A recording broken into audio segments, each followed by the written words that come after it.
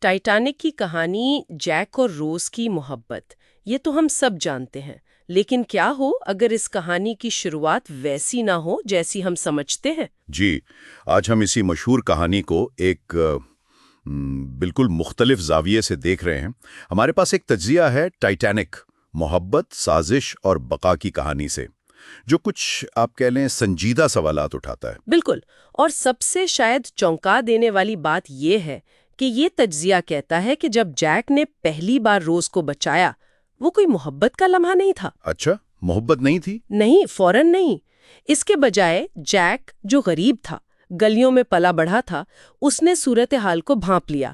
ایک آرٹسٹ کے طور پر وہ لوگوں کو پڑھ سکتا تھا۔ تو اس نے اسے ایک موقع سمجھا؟ جی بالکل، ایک موقع، قسمت کا ایک کھیل کہ وہ اشرافیہ کی دنیا میں داخل ہو سکتا ہے۔ ارے واہ، یہ تو پوری کہانی کا رخ ہی بدل دیتا ہے۔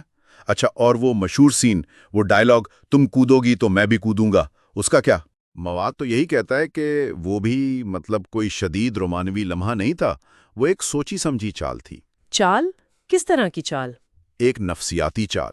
جیک نے روز کے طبقے کی جو عزت اور وقار کی اقدار تھیں ان کو استعمال کیا، اسے خودکشی سے روکنے کے لیے اور شاید اپنی جان بچانے کے لیے بھی۔ یعنی اس نے اس کی نفسیات سے کھیلا؟ جی، وہ جانتا تھا کہ اس طبقے کے لوگ ایسے وعدوں کو کتنی سنجیدگی سے لیتے ہیں۔ یہ تو کافی سرد دماغ والی بات لگتی ہے، لیکن کہانی میں صرف جیک اور روز تو نہیں، کیل بھی ہے۔ اس کا کیا کردار ہے اس سب نے؟ ہاں، کیل، یہاں سے معاملہ اور بھی آپ کہیں دلچسپ ہو جاتا ہے۔ یاد ہے وہ ڈنر سین؟ جی جی، جہاں کیل نے جیک کی بہت بے عزتی کی تھی۔ بالکل، اس کی حیثیت کا، اس کے رہن سہن کا مذاق اڑایا تھا۔ تجزیہ کہتا ہے کہ اس تذلیل کے بعد جیک کے لیے روز کو حاصل کرنا صرف ایک موقع نہیں رہا تھا۔ تو پھر کیا بن گیا؟ اب یہ کیل سے بدلہ لینے کا اور اپنی اس مجروح انا کو ٹھیک کرنے کا ایک ذریعہ بھی بن گیا تھا۔ اب بات ذاتی ہو گئی تھی۔ اچھا، تو بدلے کی آگ بھی شامل ہو گئی۔ واہ! اور پھر وہ جو تیسرے درجے کی پارٹی میں لے جانے والا سین تھا؟ ہاں، وہ بھی۔ تجزیہ یہ کہتا ہے کہ جیک جان بوجھ کر روز کو نیچے لے گیا اور اس نے یہ یقینی بنایا کہ کیل کا جاسوس لو جوائے انہیں ساتھ دیکھ لے۔ مقصد کیا تھا اس کا؟ روز کی ساخت بچانا تو نہیں لگتا اس حساب سے؟ نہیں، بالکل نہیں۔ مقصد تھا کیل کو براہ راست چیلنج کرنا، اسے ذلیل کرنا، یہ جانتے ہوئے کہ لو جوائے فوراً جا کر خبر دے گا۔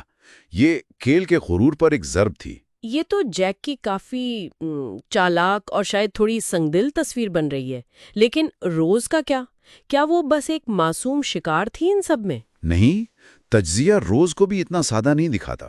دیکھیں، وہ اپنی زندگی سے، اپنی ماں کے دباؤ سے، اس طے شدہ مستقبل سے سخت بیزار تھی۔ ہاں، یہ تو فلم میں بھی ظاہر ہے۔ جی، تو اس کے لیے جیک ایک مہم جوئی تھا، ایک بغاوت کا راستہ، اس گھٹن سے فرار کا ذریعہ۔ تو کہا جا سکتا ہے کہ شروع میں شاید انجانے میں ہی دونوں ایک دوسرے کو اپنے اپنے مقاصد کے لیے استعمال کر رہے تھے۔ مطلب دونوں کی اپنی اپنی وجوہات تھیں۔ استعمال کا لفظ شاید سخت ہو، لیکن ہاں، شاید استعمال سخت لفظ ہے، لیکن دونوں کے اپنے محراکات تھے جو خالص محبت سے ہٹ کر تھے۔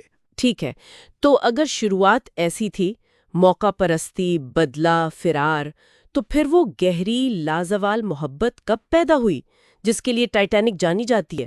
وہ ٹرننگ پوائنٹ کب آیا؟ تجزیہ کہتا ہے کہ وہ لمحہ جب روز لائف بوٹ سے واپس جہاز پر کود گئی جیک کے پاس، وہ فیصلہ کن موڑ تھا۔ اچھا، وہ لمحہ؟ جی، ذرا سوچیں، ایک یتیم لڑکا جس نے شاید کبھی بے لوث محبت نہیں دیکھی، وہ دیکھتا ہے کہ کوئی اس کے لیے اپنی جان، اپنا مستقبل، سب کچھ داؤ پر لگانے کو تیار ہے۔ ہاں، یہ تو بہت گہری بات ہے۔ اس لمحے نے جیک کو بدل دیا، اس کے اندر کچھ ٹوٹا اور کچھ نیا جڑا۔ تو اس کے بعد کیا ہوا؟ اس کی محبت کیسے بدلی؟ اسی لمحے سے تجزیہ کہتا ہے جیک کی محبت شدید، حقیقی اور بے لوث ہو گئی۔ اب اس کا مقصد صرف خود بچنا نہیں تھا، بلکہ روز کو بچانا تھا۔ اس نے اپنی ساری ہمت، ساری سوجھ بوجھ، زندہ رہنے کی ہر مہارت روز کے لیے وقف کر دی۔ اور پھر وہ آخری منظر آتا ہے، لکڑی کے تختے والا۔ جی، وہ منظر جس پر ہمیشہ بحث ہوتی ہے کہ کیا دونوں بچ سکتے تھے؟ ہاں، ہمیشہ۔ تو یہ تجزیہ کیا کہتا ہے اس بارے میں؟ یہاں بھی ایک مختلف نقطہ ہے۔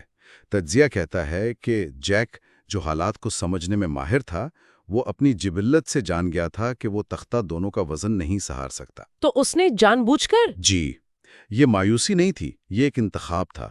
اس نے روز کے قربانی کا بدلہ اپنی جان دے کر چکایا، اپنی محبت کو ثابت کیا اور شاید اپنی زندگی کو، جو ہمیشہ سے جدوجہد تھی، ایک معنی بخش دیا۔ اور روز، کیا وہ سمجھ گئی تھی کہ وہ کیا کر رہا ہے؟ تجزیہ یہ کہتا ہے کہ روز اس وقت شدید صدمے میں تھی۔